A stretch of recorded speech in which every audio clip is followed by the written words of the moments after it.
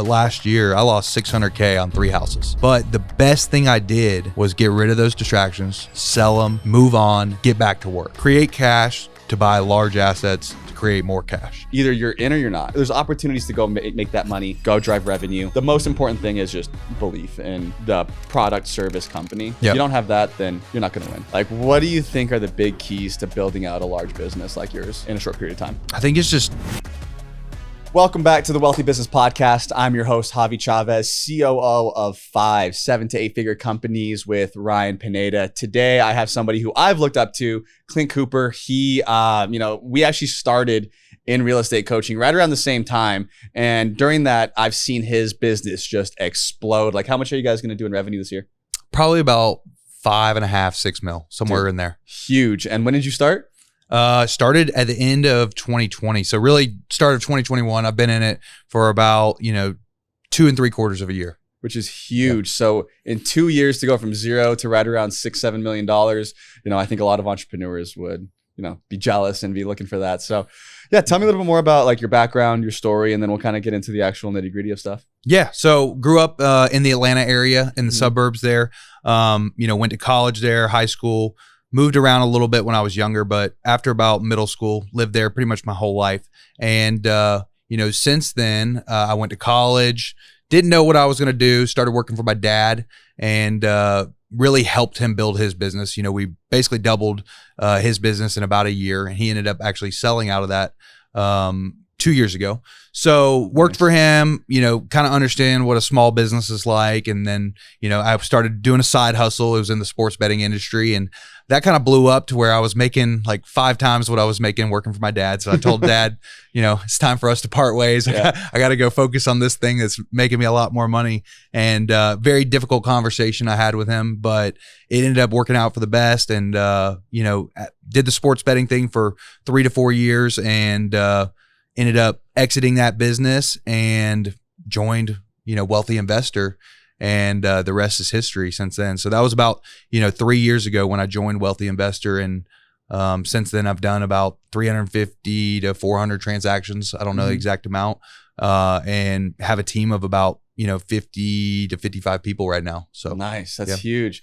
So walk me through that first, for 3-4 months of learning and then actually trying to get your first few deals. Because personally, I remember I had joined the program maybe like 2 to 3 months before you did. Yep. I got my first deal, and then I remember you hit me up like asking for a few things. I'm like, yeah, bro, I got you. Like, I'll help you out. And then I just see you take off, and it's so awesome to see. So yeah, talk to me about those first like 3-4 months of building your business. Yeah. So, got to learn the fundamentals of real estate. It was a foreign language to me. Mm-hmm. I thought, because I sold my house for $100,000 more, I was going to walk away with $100,000, but I didn't realize there's a bunch of cost in there. Mm-hmm. You got to pay realtor fees, you got to pay closing costs, things like that. So it was just learning the fundamentals, how to comp a house. I remember comping my first house with Brian Davila. Mm-hmm. And, he's like, dude, you got a deal here. I was like, you sure? I've looked at a lot of these. Like, this one looks good, but are you sure? Yeah. And, pulled the trigger real quick on that one. And then it was just off to the races from there. But just, that first,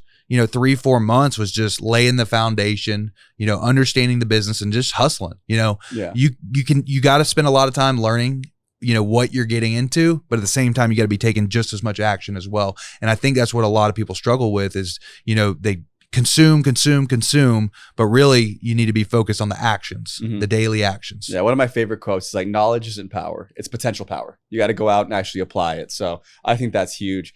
So 100%. Who was your first hire? So my first hire was Tyler, and he's my COO, and still your COO?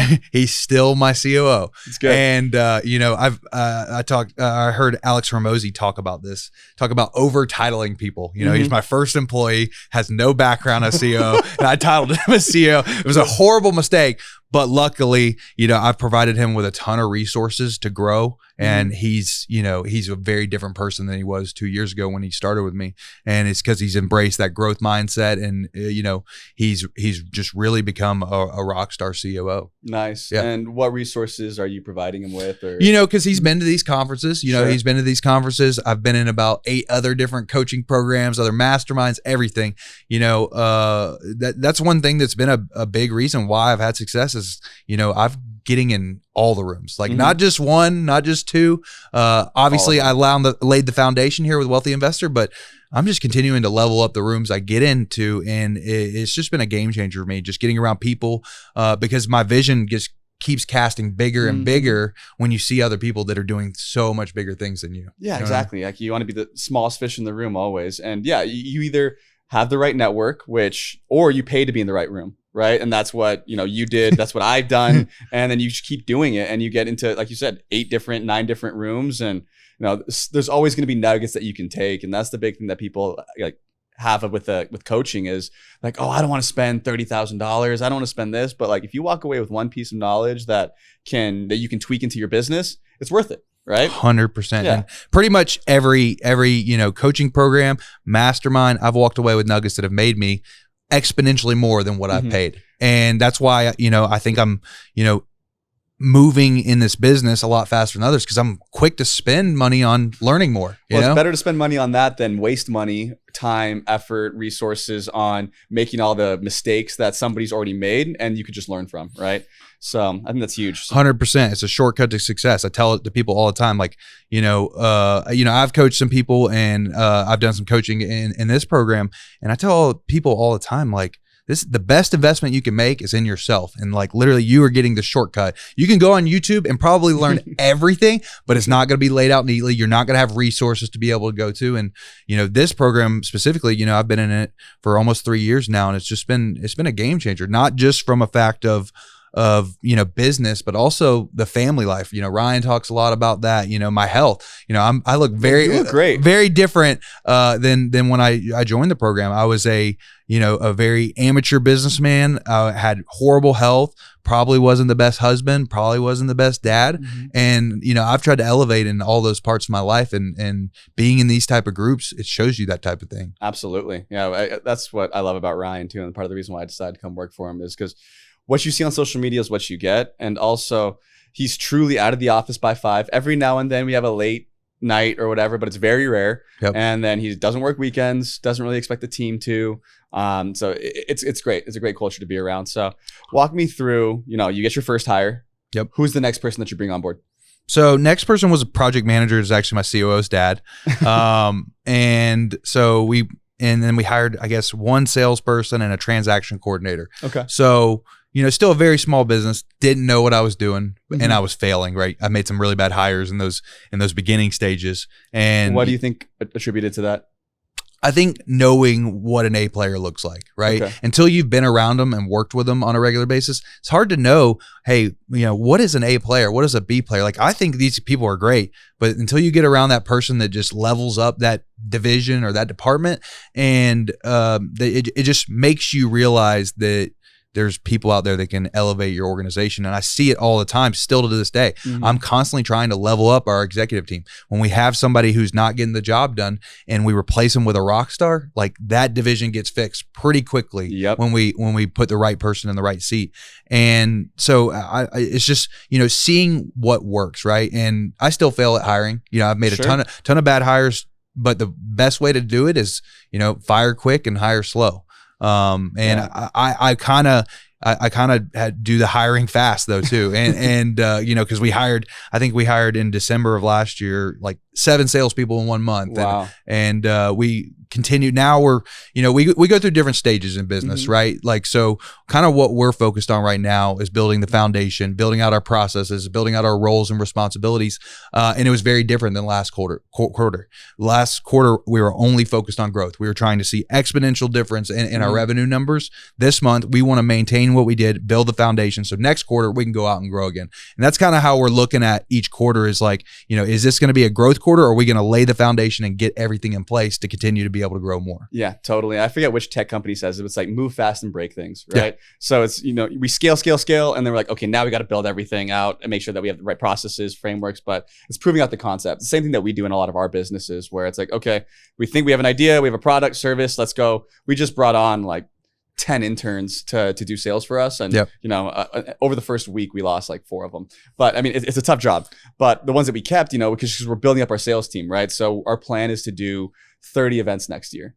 Wow. Yeah. So and a lot of them, we're going to do a workshop a month, a wealth con. We're going to do, this is, secret information, but we're gonna do like an extra large wealth con. We don't know what we're gonna call it yet, but like that'll be like 4,000 to 5,000 people is the goal. And then, but we're still gonna do the quarterly workshop a month, and then like some like virtual stuff too. But with that, it's all gonna be paid stuff. So we need a ticket sales team. Yep. So we did like a big job fair, brought on a bunch of people. But now that we've proven it out, now, like you said, we're building out the systems, the processes to make sure that we're still being effective. And now we can, again, go repeat the process and go throw gas on the fire and blow it back up. And then something else will probably break. And then we got to go fix that. So so you got 50 employees, break down like where they're at in the business. Yeah. So, I mean, we run a wholesale organization, and a wholesale organization is simply a sales and marketing firm. For sure. Right. Real estate just happens to be our product.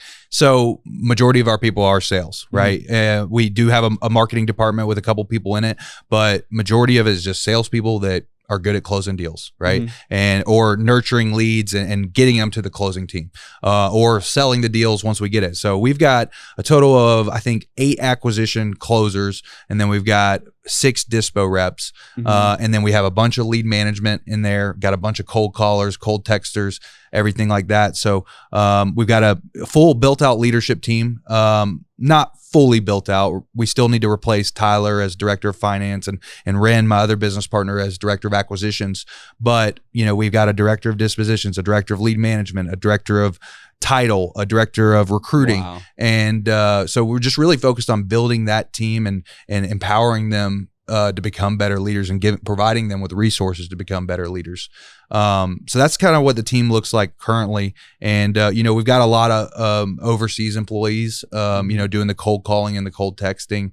And our goal is to actually bring that fully in-house, really? Stateside, because we just think that we can have, half the people and get twice the results, even with half the people. So that's like, one of the moves we're making right now is slowly moving away from the overseas team and moving it all stateside in office, and really building a culture of excellence, because not only are we going to have those people in lead management that are in house, but we're going to be able to elevate the people, the cream of the crop into closers, and try to create a really competitive environment that's almost like baseball, right? Like you got your AA, you got your AAA, and you got your major leagues. And what we want to do is create an environment where people are inching, fighting their way to get to the major leagues. And if you're in the major leagues, you got to be fighting to keep that spot, because someone can come take it.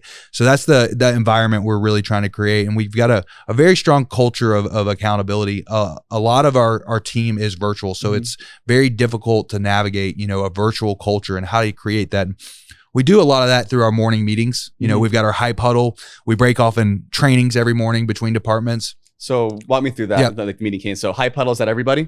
Yeah, so it's just the sales team. Okay, so we get all the sales team, and basically how it works is we give good news, focus, and numbers from the previous day. So you got to get up on the stand and say, your numbers from the previous day, and the whole company is going to know it. So we're going to do that. We're going to go through every single sales rep and go through that, and then we're going to give them pep talks from the leaders of the division, and basically just hype everybody up, get everybody in a good mood, give them we may even bring on a guest speaker or a play a motivational video or something, just something to get them in the right mood to go out and attack the day. And after that, we break off, that's from 9 o'clock to 9:15, about a 15-minute meeting. Then from 9:15 to 10, our whole sales team. So Dispo goes out and does a training for 45 minutes. Acquisitions does a training for 45 minutes. And lead management does a training for 45 minutes. And that's every day. And we're very disciplined with it. It's, kind of our sacred meeting schedule. And how long did it take you to create that meeting schedule? Because I know a lot of entrepreneurs, they'll set something up and then things get busy and then they kind of fall off. So tell me about that. I guess, we started running in the beginning, and, we did the same thing where you're talking about, getting busy and putting it off. And then we, just had a talk as, me and my other 2 business partners about it. And we really decided, hey, we're going to be disciplined with this no matter what. No matter how busy we are, we're going to run this every single day without hesitation. It's never going to miss. And we're going to have leaders step up to run them every now and then when we're not available, when we got I'm here at WealthCon. So, I got a team leading that, and it's not missing a beat. But I would say that's our biggest way to build culture is just those morning meetings. And then also our Slack channel. We celebrate all our wins. You know, when someone gets a contract, they're going to post a story of how they helped the seller and, what the details are and everything like that. And, it's going to fill up with emojis. Everybody's going to be hyping them up.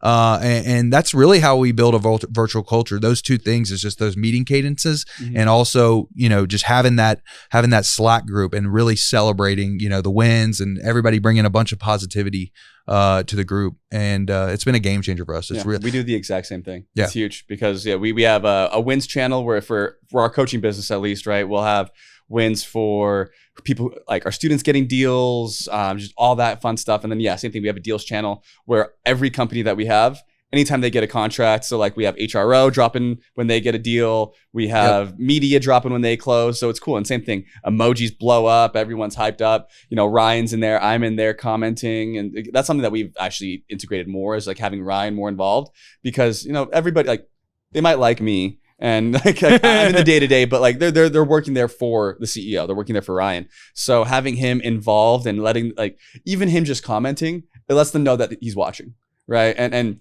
just that little bit of accountability is huge for our team too.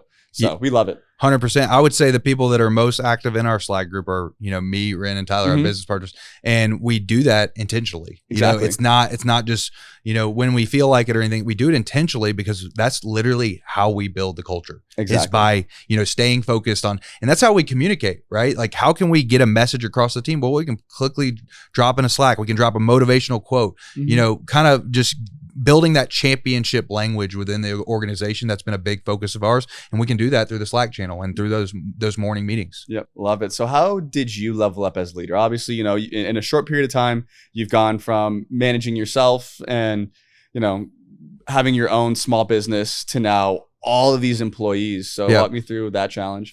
So I think it was just, getting around the right people. And reading books on leadership, because I had a very different view of what leadership was, 2 years ago to what I now. I used to think that, it used to be, you're like a dictator, right? Like your marching orders, they work for you. They should be blessed to work for you and everything like that. What I realized through, my business partner, Ren, he's a big leadership guru and other people that I've met along the way, is, it's the complete opposite, right? Like, you're there to serve them and it's not the other way around. And we talk about this all the time, flipping the organizational chart upside down and, serving from the bottom.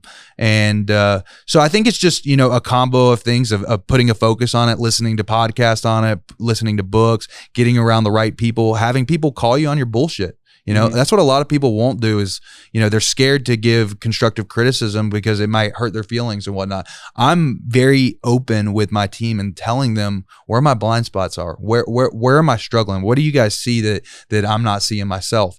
And having that vulnerability about, my downfalls and everything lets them be open as well. And they'll tell me when I can, make improvements. One thing that they say about me is I struggle to pay attention for a long period of time. So when we get in those long 2-hour L10 meetings on Wednesdays, they see me on my phone, they see me on my laptop. So, and that was a blind spot that I had. I didn't realize how bad it was, even at home, spending time with my family, being on my phone too much. And it's been a very strong focus of mine this past, 3 or 4 months that I've been going on. Now I go in those L10s. I don't bring my phone. I don't bring my laptop. I'm fully there. Love it. And just eliminating those distractions. But if I wasn't vulnerable to, asking them for help, how can I be better? I would have never known that. Yeah. So I did what you call a 360 assessment, which is basically you get an outside party to go interview, the top 10 people that you work the closest with, and you can even include your wife. And basically the overarching theme of what the comments came back were, hey, Clint's on his phone. He doesn't pay attention too much. He makes a mess in all of our departments, which, you talked about breaking things. Yeah. So that is the mantra in the company about me. Clint loves to drive revenue, great at driving revenue, but he makes a freaking mess. And that's why I have the people behind me to clean it up. Well, I think that's most entrepreneurs. Like, I think, especially when they're removed from the process for a little bit and they come back and they're like, dude, why the heck are you doing it this way? And they blow it all up. And, that's at least what happens in our business too. And it's good, right? Yeah. Like Ryan will come in and, change things, or I'll come in and change things. So I'm like, we need to update the process. There's a better way to do things because we're constantly testing, right? There's that that graphic of entrepreneurship that's like a corkscrew, right? Yeah. You know, it's not a straight line. It's like you go and then you got to come back around and go back and back around. And Sure. so we definitely break a lot. And I know the team gets frustrated, but one of the things like that I do with like all the interviews that we have, it's like, dude, like if anybody who wants stability or anybody who doesn't function well with change, they're not going to work here. No. And that's just the way it is. Yeah. And we roll out literally change all the time in our organization. Oh yeah. And like you have to convey the message of the why. Why are we making this change? Otherwise, you're probably going to have a lot of pissed off employees that don't understand why we're making this drastic change and why we're doing this. You know, one of our focuses right now is moving to all in-person appointments. We've been closing over the phones. Nice. And we're making that move. And you have to explain the why to be able to get buy-in from them. Otherwise, they're just going to see this drastic change and be pissed off about it. And they're not going to understand why. And it's very tough to get buy-in from your employees when you don't explain that why. So that's like a big thing in our organization is like whenever we're rolling out a change, we have to start with the why. That's huge. Yeah. I think that's probably one of the biggest pieces of advice you can give to anybody who's, you know, rolling out big change, because it's the same problem in our ecosystem, right? We'll roll out a new product, a new service, and if we don't give the context behind it, they're like, dude, what the heck am I doing? Yeah. So I think and that's people huge. aren't going to work hard to make that change. Exactly. If you don't get the buy-in from them. So, but I want to hear a little bit about you, Javi, because you're a guy I've looked up to, and you know, I was looking forward to this conversation because you know you've elevated drastically since we first met, since we were first trying to do our first deal. Yeah. And so I kind of want to hear your perspective on like, you know, being a COO so I can go back and give my COO some advice. Yeah. So the COO role, like everyone thinks that's just like process ops, like documentation. Right. And what I've learned, and I'm in a couple COO like coaching programs and like networking groups. Yep. That role is different in every single organization. So it really gets tailored to the actual company. But at least with Ryan specifically, similar, we're very sales and marketing driven, which is like my background. And then I'm like, Sure. the most operationally minded out of like, if we go like the big three, so it's like me, Brian, and Ryan, right? Yep. And then obviously Brian's just involved with the wealthy side. I got all the other businesses too. But out of the three of us, I'm the most ops minded, right? You're probably what, a captain on PI? Yeah, captain? Yeah, exactly. So it's been interesting for sure, because to be transparent, I don't have like a lot of C-suite experience Sure. At all, really. And then going into this role and been doing it for the last year, it's been a challenge. But like you mentioned, it's just getting in the right rooms. So I'm in these COO coaching programs with other guys who are building out, $100 million organizations. So I'm able to kind of see what that looks like. Yep. And Ryan's great in driving vision. And I think my strength is like people. So like that's what a lot of my day-to-day is just like managing emotions, making sure that the people are still focused on the same vision, and we're all building in the right direction.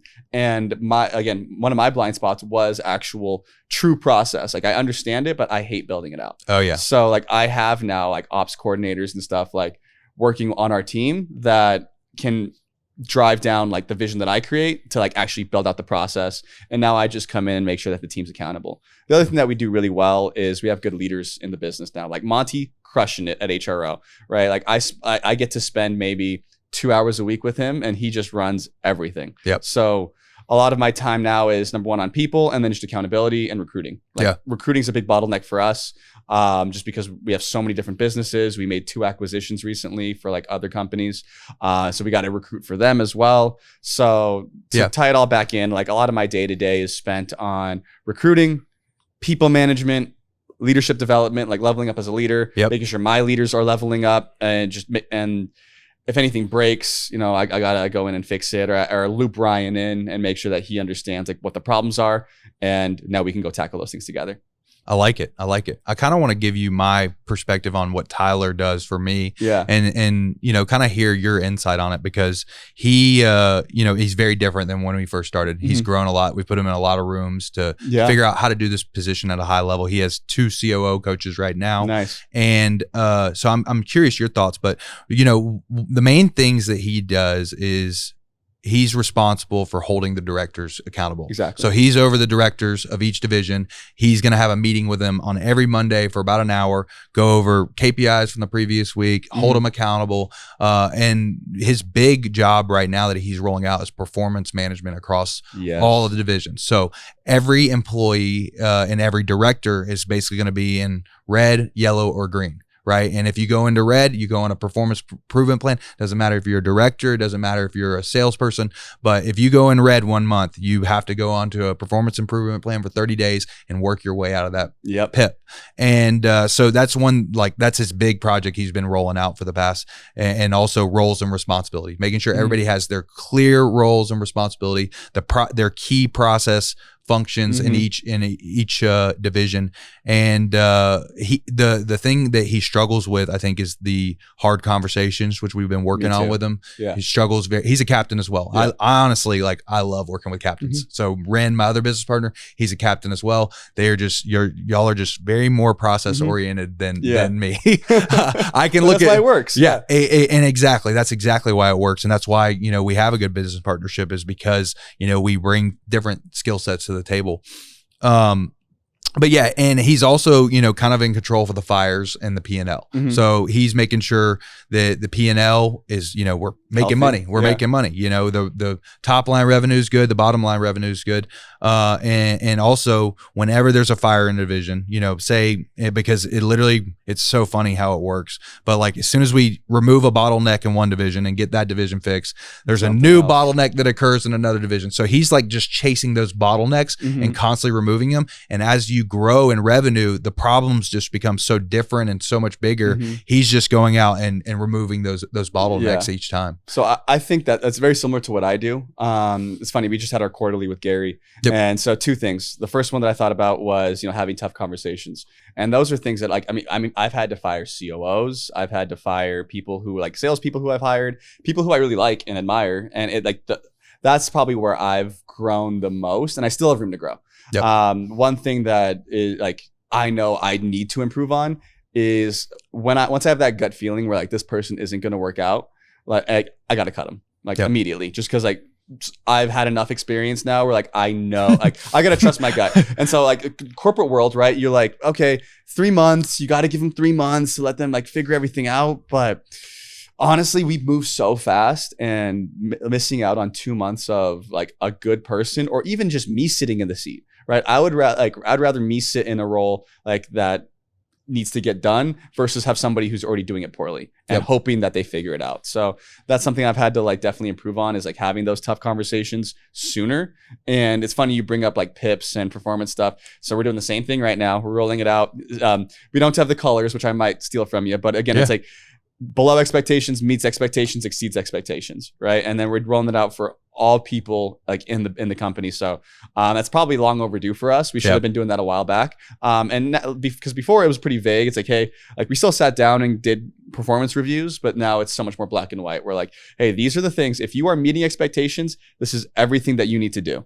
And then these are your 5, 6 key responsibilities. Sure. Right. And so, that's huge. So, I think as far as the time that we spend, it's a lot in making sure that we're holding the team accountable, but more importantly, they're clear on their things too, because I can't hold somebody accountable if I wasn't extremely clear with what they need to actually be doing day in, day out, because then otherwise that's a failure on my part as a leader. And the last thing that I'll say is, even if it is a failure on your part as a leader, you still have to cut them. Because I think Gary said this too, where it's one of you has to go, right? And it's not going to be you. So you gotta even if you failed them as a leader, you still have to let them go. Yeah, so. I like that. And I think that, talking about those hard conversations of having to cut someone, when you get that gut feeling, it rarely ever works out. I know. After you got that gut feeling that they're not going to work out. And it's generally best to cut ties. But this performance management thing, it's going to make it very black and white, whether you're in good status with the company or in bad status. And it's going to make that, that whole hard conversations in the firing process, it's almost going to be automatic, because they know. They know, hey, this is the process. If you're on that performance improvement plan and don't get it back to at least yellow, sorry, and it makes it a much easier conversation, and it makes it more fair for everybody, right? Because if you're, when you are cutting people off gut feeling, it's almost not fair to the employee, and we wanted to eliminate that. Exactly.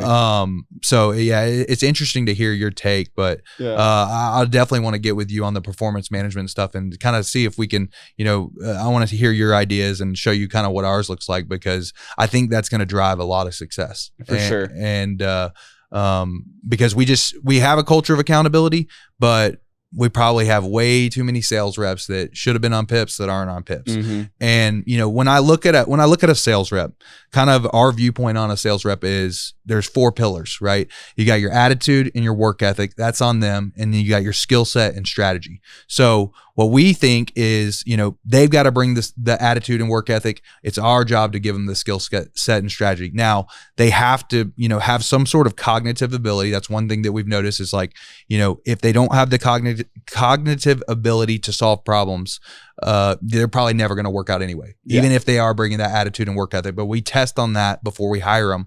But if I have a person who's smart and they're struggling, but they're working their butt off, they've got their positive attitude about it, I'm going to have a hard time cutting that person when they're, because I think eventually it's all going to click and it's going to work out. And I've seen it so many times. Yeah. The first 2 are so important. And I have a funny story. So it was a guy who worked at HRO. His name's Edgar. And, he's crushing it for us now, but he was an appointment setter, and was terrible on the phone. But the guy would come in and grind. He would be there all day long. But unfortunately, he just we're like, I can't keep him over here. But we put him over at Wealthy Investor. He was a setter for us, and now he was like our number 1 guy for tickets this last event. He's closing some of our small courses, and it just took time, right? And also put him in the right seat, right? I don't think he would have been successful in negotiating with sellers, especially at that time. Maybe now, possibly, but the wealthy sale is a little bit easier, and at least setting the appointments a little bit easier. It's a lot more it's just a easier sale, right? Sure. But the 2 things that you just mentioned are just the intangibles. You have to have the work ethic and the drive, and if you have those things, then we'll find a place for you somewhere. Yeah. Or we'll just train you and provide you with the skills and the resources and all that stuff too. Yeah. Even if they're getting the results, if they don't have the attitude and work ethic, we're going to part ways. Oh yeah. Because I used to have this belief when I would felt like we were handcuffed by certain people because we thought they were so good. Mm-hmm. And, my business partner, because he's been through this before, Ren, he told me, he was like, someone will step up. It's like, we cannot have this cancer in our organization that is being negative, talking about leads bad, talking about everything bad, talking behind our back. Someone will step up. And sure enough, when we cut that person, someone did step up. Exactly. And it was a great learning lesson for me. It's like, I don't care how good they are. If they don't align from a value standpoint and they're not bringing a good attitude to work every day, it's just not going to work out. 1,000%. And we actually, we have our 4 main core values that we've had for 4 years, train daily, play fair, serve others, and no ego. This year, we actually just added a new one, which is faith, right? But it's faith in the mission, faith in the company, faith in the things that we're doing. Because same thing, we've had people that we've held on to for so long that are complaining about the leads, that are complaining about all the changes, it's like, guys, either you're in or you're not. Yep. And if you're not, totally fine. I know we're a tough company to work for because we demand a lot out of people, and like I mentioned, we have the changes. Leads sometimes do suck, but there's opportunities to go make that money, go drive revenue. So for us, it's just faith in what we're doing, and that adding that core value has been huge for us because now the people who are here are committed, they're bought in, and now we're able to go drive revenue because the most important thing is just belief in the product, service, company. If you don't have that, then you're not going to win. Yeah. And I love that. I love that you added that because, we've talked about, going back into the drawing board on our core values and reevaluate because things change, right? Mm-hmm. Your vision changes, what you want in someone change, your values can change. Thinking about that, sales rep that was an absolute cancer, what that causes in your organization is so disruptive because not only is he going to do it, but he's teaching the next person to do it and the next person to do it. And then all of a sudden you got a culture of a bunch of complainers that are just negative every day and they're just, not happy to be there. And so that was one strong realization I had when we had to cut, our top rep. Yep. And, but like my partner said, someone stepped up and more people stepped up. Mm-hmm. We've had a few employees going through some personal things. I had one employee getting a bad car accident, one going through some struggles. And, I was worried about it from a contract standpoint. And last week we had an acquisition rep close 6 deals in one week. And sure enough, somebody stepped up. And that's just how it works. When you got a good team environment of people rowing in the right direction, going towards one goal, you get that type of results when somebody has something happen, And it's a scarcity mindset too. Yeah, 100%. You know what I mean? Like that's because we were like that too with some of our reps, where it's like, dude, like they brought in like $2 million for us last year. Like, how can I cut this person? But once we have like a recruiting pipeline and funnel, like, dude, like people are chomping at the bit to work for us. Like we should, and it's a great opportunity. It's great money. Like we shouldn't have to worry about, these people and we can just cut them. Yeah. So it's just, for us, we had a scarcity mindset for a little bit. And then also we've just beefed up our recruiting pipeline. So now it's like, dude, if you're kicked to the curb if you're not hitting it. So yeah, we get it. Speaking of recruiting, I would say I would attribute a ton of my success to that department that we have. Oh, for sure. I used to think, we don't need an in-house recruiter. We don't hire that many people. I can do it on the side and I can hire, my friends and referrals and things like that. And once we got someone like in-house that is headhunting salespeople, that was literally the game changer for us. Yep. And he literally will go out and contact people that are working at a job, super happy, and go out and get them for us, because we can offer a better comp plan, or we can offer a better environment, whatever that is. And that was the game changer for us. And it's not just putting out a bunch of ads on Indeed and waiting for people to come in and apply. It's going out and headhunting great people, because typically the best people, they're locked up. They got jobs, right? Mm-hmm. The people that are looking for jobs, those are not the people. There's a reason. Yeah, exactly. And that was a big paradigm shift for me of how we went about recruiting. We're actually about to add a second recruiter in-house, because it's a game changer. Being able to, constantly be bringing in A players into your organization and leveling up your team. Even from a divisional standpoint, we've had 3 directors of title in a year.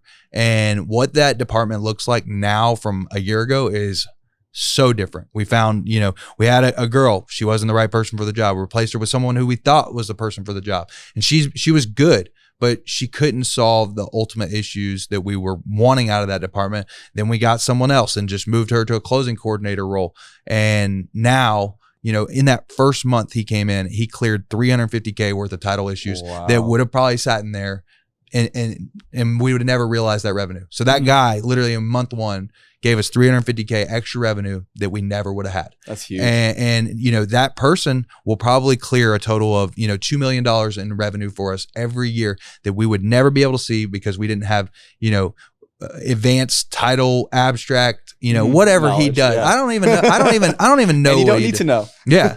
But he literally, we bring in the closing process in-house, and that's something so different that we do from everybody else. Is we don't rely on a title company or a closing attorney to do the work for us. We clear title in-house. We pull the abstracts, we examine them, we get all the things we need to. He, just the other day, he was at jail, meeting with somebody to get a signature. Wow. He's hunted down, 12 heirs to sign an heirship affidavit.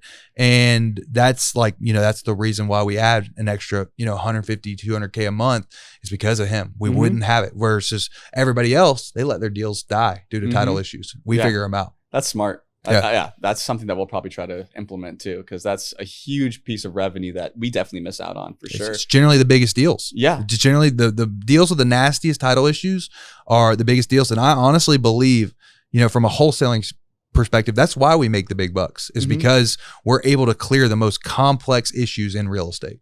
Dude, love that. And a couple things that you mentioned too. But yeah, recruiting, it's a sales game. Like if you get a great headhunter in there, it changes your business completely. Because we believe that great people with average processes will always perform great processes with average people. And we've just seen it because we don't have good processes, but we have amazing people, and they're able to just think critically, figure things out. And like you mentioned earlier, having an A player in your organization, immediately when that person's just coming in, crushing it, like your title guy and all that. So, if you're somebody who's just getting started in, this world, what do you think are the big keys to building out a large business like yours in a short period of time? I think it's just taking action and failing fast, right? Mm-hmm. I've got a pretty successful business now, but it hasn't always been that way. And I have a lot of battle scars along the way. I've lost a lot of money. I've burned a lot of bad relationships. I've made a ton of mistakes, but the thing is, I've grown from them, gotten better, and not making the same mistakes again.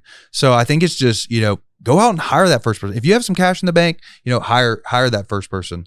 I always say, in the beginning, you have to create cash. Mm-hmm. Cash is the oxygen for your business to be able to start making some smart bets, whether it's spending more on marketing, hiring an A player, going out and getting that C-level executive. And people don't realize that. People are, think that they can just do all these things, but you have to have cash to be able to make those bets. So the first thing you need to do when you start a business is drive revenue so you can have that oxygen to be able to breathe.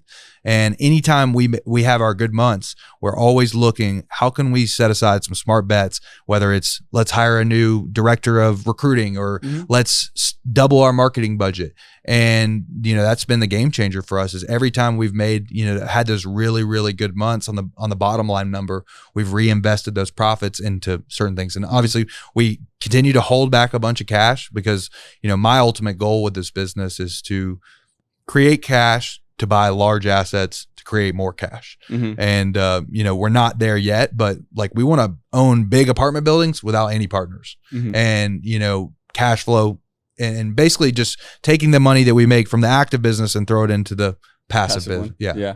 Love that. Compound the money. Dude, that's the way to do it, especially with these cash heavy businesses, like flip, wholesale companies, coaching businesses, because I know you're getting in that space too. Yep. For us, the way we look at it, it's the same way you do. These are our cash cows. And then now we're going out and buying assets or we're buying businesses. And then our goal with the businesses, honestly, we look at it like house flips. We're going to go in, build them up, and then try to exit in 3 to 5 years. And that's our new thing that Ryan's really, really, really focused on. But we don't lose sight of the cash companies because that's what keeps the lights on. Yeah. It's the oxygen. Yeah. Seriously. And I don't think people realize that. And I lost last year. I lost $600K on 3 houses. Wow. 3 houses, and it was one of the toughest periods of my life. I was waking up in the middle of the night with nightmares about it because I'm literally about at the time I was predicting we were going to lose 200 to 250. It ended up being double, triple. And, but the best thing I did was get rid of those distractions, sell them, move on, and get back to work. And I could have, just taking little bites here, tried to keep renovating them or try to keep, working on the project. And the best thing I did was just take the bullet to the head and move on. Yeah. Just sell them as is, get done. I was flipping luxury houses that I had no business flipping. And, the best thing I did was just get rid of that headache and get rid of that and move on. Yeah. It was a lot of cash. 600K is a lot to lose for sure in a short period of time.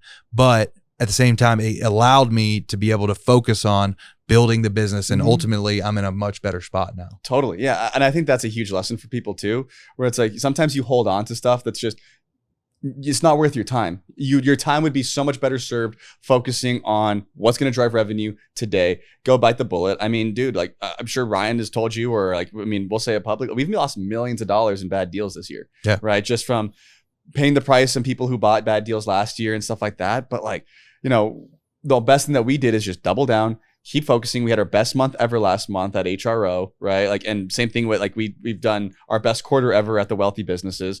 But it's because we focused on the new stuff. If we would have held on, like you mentioned, held on to houses or held on to other things, we wouldn't be in the place that we're at today because we'd still be focusing on trying to figuring out how to increase value on a house that just not going to sell. Yeah. So, yeah. And at the time, I had to make a bunch of cuts. Is when the market shifted. And I had to, fire my project manager. And at the time, and now he's back working for me because we're in a better spot now. But at the time I had no choice. And it was going to be me going down there in Atlanta, 45 minutes from our office, project managing these houses, huge distraction. And, I talked about it with the team and was like, we just need to cut them and move on. Just sell them as is, get rid of them, even if we're going to lose money. I had to come to closing for one of those houses with $220,000. Wow. Come to That's closing tough. with that. Yeah. It was horrible. But man, it was a relief because I could get back to work and focus and it didn't kill me. Right. I think the goal in real estate in general, because it does have a lot of risk with buying houses, is, avoid game over. right? And we did a good job of that. Luckily, we had enough cash reserves saved that we were able to handle those losses and avoid game over. And ultimately, we've got, we've done 2 million in the last quarter, which, nice. Last year alone, I did 2 million. So it's just, and there's no way that would have happened if I was focusing on those luxury flips that I had no business doing. And so it was a blessing in disguise. Got it. Yep. Well, Clint, what's one thing you want to leave people with that you feel like is attributed to a lot of your success? Yeah, I would say the one thing is, just go out and make a mess. For me, there's a lot of, you're a process oriented person, but I was just willing to fail and try whatever to have success, right? Like, hiring that first person, that was a weird, awkward moment, but I failed at it in the beginning and I got better at it and got better at it and got better at it. And now I'm hiring people left and right. And, doing deals, I did those first few deals, took action on it. And now I'm doing, 25 to 35 deals a month. It's huge. And I think it's just, don't be afraid of taking action and failing, because those are the lessons that are going to get you put forward. I say this all the time. I don't ever learn anything when we have a record breaking month. That's true. I learn when we have that horrible month that brings us down to a new floor. And those are the lessons that make us better to have those record months, in the coming months. So I think it's just, fail as fast as humanly possible at what you're doing so you can move on and grow from it. Love it. Where can people find more about you? At Clint Closer on Facebook, IG, TikTok. And if you haven't done it and you're thinking about joining Wealthy Investor, you definitely should, because it changed my life, not just from a perspective of business, but also my health, my relationships, everything across the board. So if you haven't joined yet, you should definitely do it, because I'm living proof that it changed my life. That's a better commercial than I could have done. It's true. It's changed my life as well. But thank you so much, guys, and we'll see you next time.